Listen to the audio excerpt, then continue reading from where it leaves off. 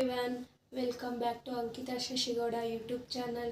ಇನ್ನೂ ನನ್ನ ಚಾನಲ್ನ ಯಾರ್ಯಾರು ಸಬ್ಸ್ಕ್ರೈಬ್ ಮಾಡ್ಕೊಂಡಿಲ್ವೋ ದಯವಿಟ್ಟು ಸಬ್ಸ್ಕ್ರೈಬ್ ಮಾಡ್ಕೊಳ್ಳಿ. ಹಾಗೆ ಬೆಲ್ಲೈಕನ್ನ ಕ್ಲಿಕ್ ಮಾಡಿ.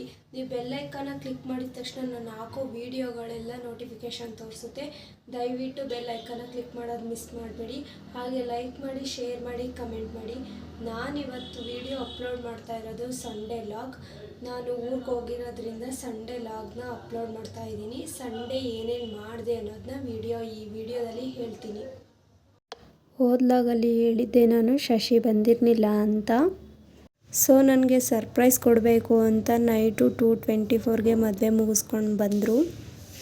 ಮತ್ತು ಸಂಡೇ ಮಾರ್ನಿಂಗ್ ಎದ್ದು ಟಿಫನ್ ರೊಟ್ಟಿ ಮಾಡಿದ್ದೆ. ಅದಕ್ಕೆ ಚಿಲ್ಕರ ಅವರೆಕಾಳು ಸಾಂಬಾರು ಮಾಡಿದೆ. ಅದಕ್ಕೆ ಬೆಣ್ಣೆ ಕಾಂಬಿನೇಷನ್ ತುಂಬಾ ಚೆನ್ನಾಗಿರುತ್ತೆ.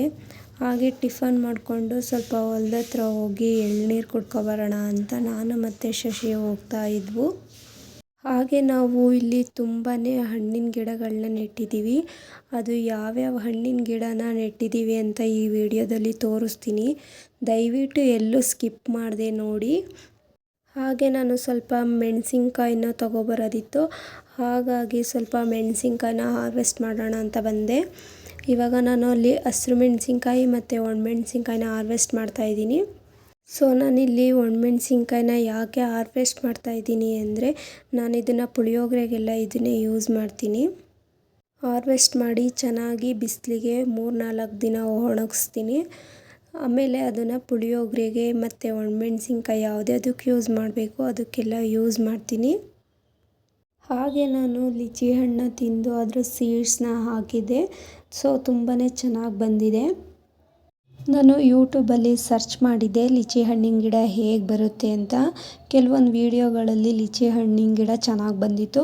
ಸೊ ನಾನು ಟ್ರೈ ಮಾಡೋಣ ಅಂತ ಹಾಗೆ ಹಾಕಿದೆ. ಸೊ ಇದು ತುಂಬಾ ಚೆನ್ನಾಗಿ ಬಂದಿದೆ. ಅದ್ರ ಸುತ್ತ ಗಿಡಗಳು ಬೆಳೆದಿತ್ತು. ಸೊ ಹಾಗಾಗಿ ಅದ್ರ ಗಿಡ ಎಲ್ಲನೂ ತೆಗಿತಾ ಇದ್ದೆ. ಹಾಗೆ ಸೀಬೆ ಮರನೂ ತುಂಬಾ ಚೆನ್ನಾಗಿ ಬಂದಿತ್ತು. ಚಿಕ್ಕ ಗಿಡ ಆದರೂ ನೋಡೋಕ್ಕೆ ತುಂಬಾ ಚೆನ್ನಾಗಿ ಕಾಣಿಸ್ತಿತ್ತು. ಲಿಚಿ ಗಿಡ ಅಂತ ಹೇಳಿದ್ನಲ್ಲ, ಅದಕ್ಕೆ ಶಶಿ ಸ್ವಲ್ಪ ಗೊಬ್ಬರ ಹಾಕೋಣ ಅಂತ ಗೊಬ್ಬರನ ಹಾಕ್ತಾಯಿದ್ರು. ಹಾಗೆ ತೆಂಗಿನ ಸಸಿ ಸ್ವಲ್ಪ ಬಿದ್ದಂಗೆ ಆಗಿತ್ತು, ಅದಕ್ಕೆ ಕಟ್ತಾಯಿದ್ರು. ಎಲೆ ಕೂಡ ತುಂಬಾ ಚೆನ್ನಾಗಿ ಬಂದಿದೆ, ವಿಳ್ಯದೆಲೆ. ಸೊ ಇವರಿಬ್ಬರು ಇವಾಗ ಎಳ್ನೀರು ಕುಡಿಯೋಣ ಅಂತ ಗಣೆಗೆ ಕುಡ್ಲನ್ನ ಕಟ್ತಾಯಿದ್ರು. ಸೊ ಫೈನಲಾಗಿ ಗಣೆಗೆ ಕುಡ್ಲು ಕಟ್ಟಿದ್ರು. ಹಾಗೆ ಶಶಿ ಎಳ್ನೀರು ಕೆಡ್ಗೋಣ ಅಂತ ಹೋದರು. ಬಟ್ ಅವ್ರ ಕೈಲಿ ಕೆಡ್ಗೋಕ್ಕಾಗಲಿಲ್ಲ. ಹಾಗಾಗಿ ಅಪ್ಪಾಜಿ ನಾನೇ ಕೆಡುಕ್ತೀನಿ ಕೊಡು ಅಂತ ಇಸ್ಕೊಂಡು ಕಾಯಿ ಮತ್ತು ಎಳ್ನೀರನ್ನು ಎರಡನ್ನೂ ಅಪ್ಪಾಜಿನೇ ಕೆಡವಿದ್ರು. ಸೊ ನಾನು ಮುಂದೆ ತೋರಿಸ್ತಿರೋವಂಥ ಪ್ಲ್ಯಾಂಟ್ ಹೆಸರು ಕೆಸ ಅಂತ. ಈ ಕೆಸ ಎಲೆಯಿಂದ ಪತ್ರೊಡೆ ಅಂತ ಮಾಡ್ತಾರೆ ಮತ್ತು ದಂಟಿಂದ ಸಾಂಬಾರು ಕೂಡ ಮಾಡ್ತಾರೆ.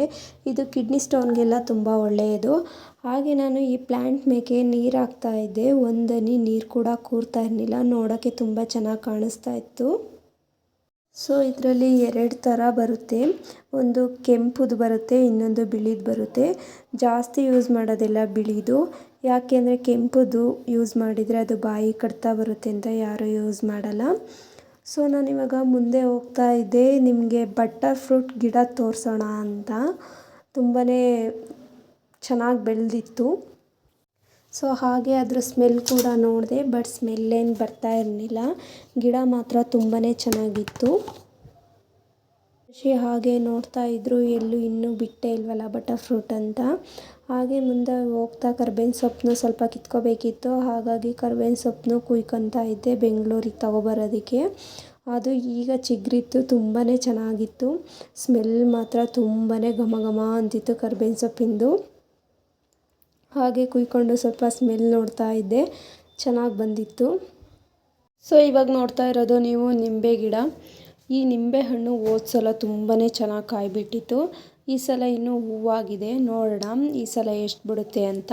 ಹಾಗೆ ಎಳ್ನೀರು ಕುಡಿಯೋಣ ಅಂತ ನಾನು, ಶಶಿ, ಅಮ್ಮ, ಅಪ್ಪಾಜಿ 4 ಜನ ಬಂದ್ವಿ. ನೋಡಿ ಶಶಿ ಹೇಗೆ ಎಳ್ನೀರು ಕೆತ್ತಾ ಇದ್ದಾನೆ. ಹಾಗೆ ನಮ್ಮ ಮಿಂಚು ನೋಡ್ತಾ ಇದೆ. ನಮ್ಮನೆ ಮಿಂಚು ತುಂಬಾ ಚೆನ್ನಾಗಿ ಆಟ ಆಡ್ತಾ ಇತ್ತು. ಸೊ ಅದಕ್ಕೆ ಅದೊಂದು ವಿಡಿಯೋ ಮಾಡಿಕೊಂಡೆ. ನಾವು ಮಾರ್ನಿಂಗ್ ಎದ್ದು ಡೈಲಿ ಖಾಲಿ ಹೊಟ್ಟೆಗೆ ಎಳ್ನೀರಿಗೆ ಸ್ವಲ್ಪ ಗ್ಲೂಕೋಸು ಮತ್ತು ನಿಂಬೆಹಣ್ಣು ಹಾಕ್ಕೊಂಡು ಕುಡಿಯೋದ್ರಿಂದ ತುಂಬ ಹೆಲ್ದಿಯಾಗಿರ್ತೀವಿ. ಹಾಸ್ಪಿಟಲ್ಗೆ ಹೋಗಿ ಗ್ಲೂಕೋಸ್ ಹಾಕಿಸ್ಕೊಳ್ಳೋದು ತಪ್ಪುತ್ತೆ. ಹಾಗಾಗಿ ನಾವು ಊರಿಗೆ ಹೋದಾಗೆಲ್ಲ ಎಳ್ನೀರ ಕುಡಿತಾ ಇರ್ತೀವಿ. ಹಾಗೆ ನಾನಿಲ್ಲಿ ನಿಂಬೆಹಣ್ಣು ಹಿಂಡ್ಕೊಂಡು ಕುಡಿತಾ ಇದ್ದೆ.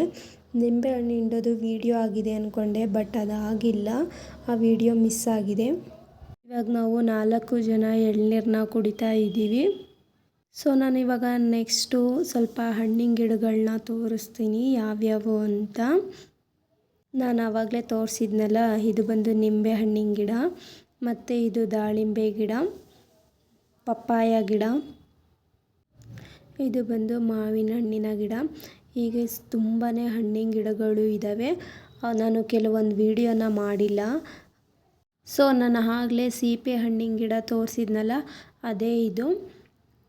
ಇದನ್ನು ನೋಡಿ ಎಷ್ಟು ಚೆನ್ನಾಗಿ ಹೂ ಬಿಟ್ಟಿದೆ ಅಂತ. ಈ ಗಿಡ ಬಂದು ಫಾರಂ ಗಿಡ ಅಂತೆ. ಇದು ಬಂದು ಮೋಸಂಬಿ ಗಿಡ, ಇದು ಸ್ವಲ್ಪ ಚಿಕ್ಕದಿದೆ. ಸೊ ನೆಕ್ಸ್ಟು ಇದು ಬಂದು ಡ್ರ್ಯಾಗನ್ ಫ್ರೂಟ್, ನೀವೆಲ್ಲ ಕೇಳೇ ಇರ್ತೀರ. ಇದು ಅಡಿಕೆ ಸಸಿ. ಹಾಗೆ ಡ್ರ್ಯಾಗನ್ ಗಿಡ ಒಣಗ್ದಂಗೆ ಆಗಿತ್ತು, ಅದಕ್ಕೆ ನಾನು ಅಮ್ಮ ಇಬ್ಬರು ಸೇರಿ ಅದಕ್ಕೆ ನೀರನ್ನ ಹಾಕ್ತಾ ಇದ್ದೀವಿ. ಹಾಗೆ ಆ ಗಿಡ ಸುತ್ತ ಬೇರೆ ಗಿಡಗಳು ಬೆಳೆದಿದ್ವು. ಹಾಗಾಗಿ ಅಮ್ಮ ನಾನು ಇಬ್ಬರು ಅದನ್ನು ನೀಟಾಗಿ ಕ್ಲೀನ್ ಮಾಡ್ತಾ ಇದ್ವಿ. ಡ್ರ್ಯಾಗನ್ ಫ್ರೂಟ್ಸ್ ಗಿಡನೇ ಆಗಲಿ, ಯಾವುದೇ ಒಂದು ಗಿಡ ಆದ್ರೂ ಮೇಕೆ ಗೊಬ್ಬರ ಹಾಕಿದರೆ ತುಂಬಾ ಚೆನ್ನಾಗಿ ಬರುತ್ತೆ. ಡ್ರ್ಯಾಗನ್ ಗಿಡಕ್ಕೆ ಸ್ವಲ್ಪ ಮಣ್ಣು ಕಮ್ಮಿ ಆಗಿತ್ತು, ಹಾಗಾಗಿ ಸ್ವಲ್ಪ ಮಣ್ಣು ಹಾಕ್ತಾ ಇದ್ವು ಅದಕ್ಕೆ. ಸೊ ಫೈನಲಿ ರೆಡಿ ಮಾಡಿದ್ವು. ಇದೊಂದು ಡ್ರ್ಯಾಗನ್ ಗಿಡ. ಸೊ ನೆಕ್ಸ್ಟ್ ಬಂದು ಇದು ಅಡಿಕೆ ಸಸಿ, ತುಂಬಾ ಚೆನ್ನಾಗಿ ಬಂದಿದೆ ನೋಡಿ. ಸೊ ನಾನು ಈ ವ್ಲಾಗ್ನ ಇಲ್ಲಿಗೆ ಎಂಡ್ ಮಾಡ್ತಾಯಿದ್ದೀನಿ. Thank you for watching.